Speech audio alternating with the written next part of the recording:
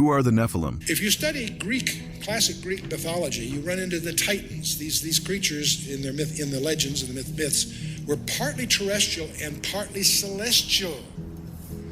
They rebelled against their father Uranus, and after a prolonged contest were defeated by Zeus and condemned where?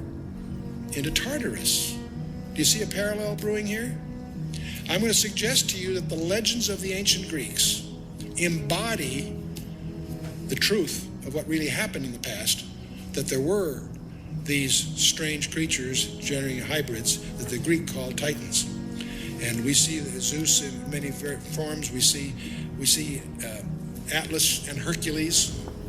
Atlas and Hercules from Greek mythology were what would be called in the Hebrew NEPHILIM, offspring of intermarriage between a god and a woman. Now these legends we obviously see in the Sumer culture, in Assyria, in Egypt. I'll show you a few things. In the Incas, the Mayan, the Epic of Gilgamesh, in the Persian mythology, and certainly in the Greek mythology, which most of us as products of Western civilization are familiar with. Also in India, Bolivia, South Sea Islands.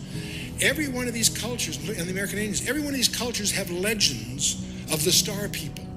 These people that came, these gods or demigods, whatever, came and cohabited with women and produced hybrids.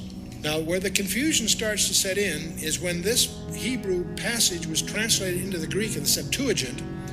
The word they used for the Nephilim was gigantes. It sounds like giants, and it turns out they were giants, but that's not what the word means. Gigantes comes from gigas, which means earthborn. So in the Hebrew, they're called the fallen ones. In the Greek, they're called the earthborn. Please like, subscribe, and share.